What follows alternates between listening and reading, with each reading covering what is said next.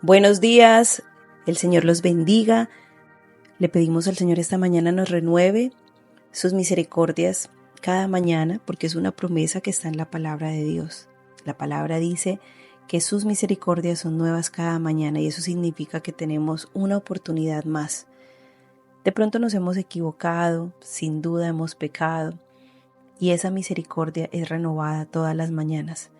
También en nuestro pensamiento tenemos la capacidad y por eso Él nos promete eso.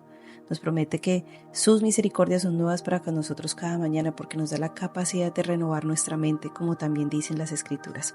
Seguimos nuestro estudio bíblico, nuestra lectura diaria, nuestra conversación continua con el libro de Lucas. Es el tercer libro del Nuevo Testamento. Vamos a hacer un pequeño bosquejo para que podamos entrar en contexto y entendamos qué estamos leyendo y qué quiere el autor decirnos.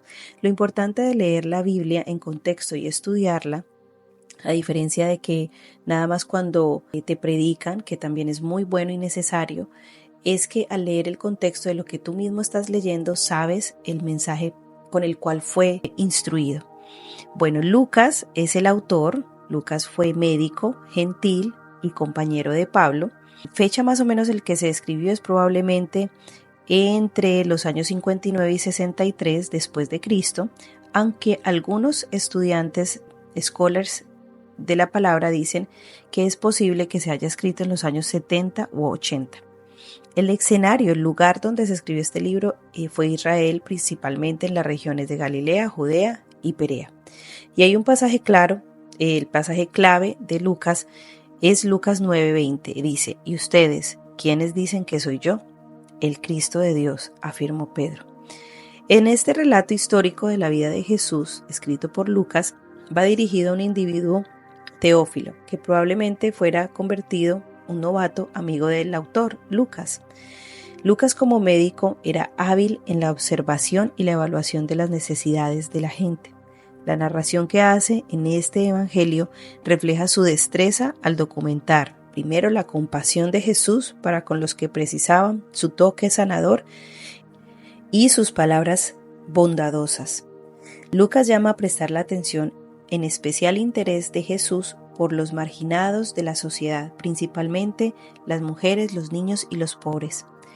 Nos encontramos con María y Elizabeth, dos mujeres que adoraban a Dios, y nuestro corazón se conmueve al observar que ellas, de buen grado, siguen el plan de Dios para sus propias vidas.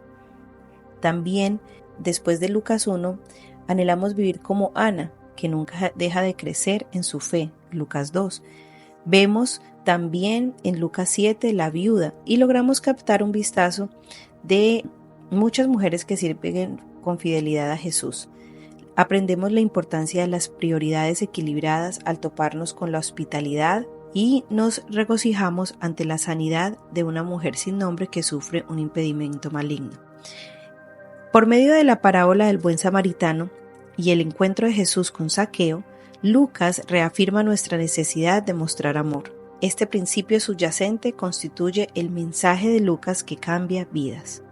El mensaje que aprenderemos en esta lectura es que Dios ama a su pueblo y ofrece el regalo de la salvación a todos, sin hacer diferencia de edad, sexo, raza o condiciones. Prólogo, Lucas 1. Muchos han intentado hacer un relato de las cosas que se han cumplido entre nosotros, tal y como nos las transmitieron los que desde el principio fueron testigos presenciales y servidores de la palabra. Por lo tanto, yo también, excelentísimo Teófilo, habiendo investigado todo esto con esmero desde su origen, he decidido escribírtelo ordenadamente para que llegues a tener plena seguridad de lo que te enseñaron. Anuncio del nacimiento de Juan el Bautista. En tiempos de Herodes, rey de Judea, hubo un sacerdote llamado Zacarías, miembro del grupo de los Abías. Su esposa Elizabeth también era descendiente de Aarón. Ambos eran rectos e intachables delante de Dios. Obedecían todos los mandamientos y preceptos del Señor, pero no tenían hijos, porque Elizabeth era estéril, y los dos eran de edad avanzada. Un día en que Zacarías, por haber llegado el turno de su grupo, oficiaba como sacerdote delante de Dios, le tocó en suerte, según la costumbre del sacerdocio, entrar en el santuario del Señor para quemar incienso. Cuando llegó la hora de ofrecer el incienso, la multitud reunida afuera estaba orando. En esto, un ángel del Señor se le apareció a Zacarías a la derecha del altar del incienso. Al verlo, Zacarías se asustó y el temor se apoderó de él. El ángel le dijo: No tengas miedo, Zacarías, pues ha sido escuchada tu oración. Tu esposa Elizabeth te dará un hijo y le pondrá por nombre Juan. Tendrá gozo y alegría, y muchos se regocijarán por su nacimiento, porque él será un gran hombre delante del Señor. Jamás tomará vino ni licor y será lleno del Espíritu Santo. Aún desde su nacimiento hará que muchos israelitas se vuelvan al Señor su Dios. Él irá primero delante del Señor con el espíritu y el poder de Elías, para reconciliar a los padres con los hijos y guiar a los desobedientes a la sabiduría de los justos.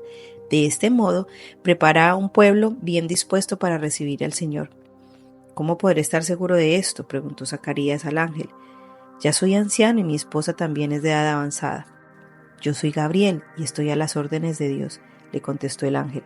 He sido enviado para hablar contigo y darte esas buenas noticias, pero como no creíste en mis palabras, las cuales se cumplirán a su debido tiempo, te vas a quedar mudo, no podrás hablar hasta el día en que todo esto suceda. Mientras tanto, el pueblo estaba esperando a Zacarías y les extrañaba que se demorara tanto en el santuario. Cuando por fin salió, no podía hablarles, así que se dieron cuenta de que allí había tenido una visión. Se podía comunicar solo por señas, pues seguía mudo. Cuando terminaron los días de su servicio, regresó a su casa. Poco después su esposa Elizabeth quedó encinta y se mantuvo recluida por 5 meses. Esto decía ella: es obra del Señor, que ahora ha mostrado su bondad al quitarme la vergüenza que yo tenía ante los demás. Anuncio del nacimiento de Jesús. A los 6 meses Dios envió el ángel Gabriel a Nazaret, pueblo de Galilea, a visitar a una joven virgen comprometida para casarse con un hombre que se llamaba José, descendiente de David. La virgen llamada María. El ángel se acercó a ella y le dijo: Te saludo, tú que has recibido el favor de Dios, el Señor está contigo. Ante estas palabras María se perturbó y se preguntaba qué podría significar este saludo. No tengas miedo, María, Dios te ha concedido su favor, le dijo el ángel. Quedarás encinta y darás a luz a un hijo y le pondrás por nombre Jesús. Él será un gran hombre y lo llamarán Hijo del Altísimo. Dios, el Señor, le dará el trono de su padre David y reinará sobre el pueblo de Jacobo para siempre. Su reinado no tendrá fin. ¿Cómo podrá suceder esto?, le preguntó María al ángel, puesto que soy virgen. El Espíritu Santo vendrá sobre ti, y el poder del Altísimo te cubrirá con su sombra. Así que al santo niño que va a nacer lo llamarán Hijo de Dios. También tu pariente Elizabeth va a tener un hijo en su vejez. De hecho, la que decían que era estéril ya está en el 6º mes de embarazo, porque para Dios no hay nada imposible. Aquí tienes a la sierva del Señor, contestó María, que Él haga conmigo como me has dicho. Con esto el ángel la dejó. Y vamos a reflexionar en esta respuesta y en este último pasaje de la mitad de los primeros versículos del capítulo 1 de Lucas. Es un misterio, como hace el Espíritu Santo para que María conciba en uno de los mayores misterios de la Biblia. La expresión te cubrirá con su sombra, que aquí se usa y que vamos a reflexionar hoy, comunica el sentido del poder del Altísimo que embarga a María. De alguna manera la gloria de Dios le infunde su presencia. La misma palabra que aquí se traduce cubrir con su sombra se usa también en Mateo 17:5, cuando Jesús se transfigura, una nube luminosa le envuelve a los discípulos. También aprendemos un poco sobre el efecto de quedar expuesta a la gloria de Dios al observar a Moisés después de haber recibido los 10 mandamientos en Éxodo 34:29. Su rostro resplandeció como una luz de neón durante varios días tras el encuentro con Dios.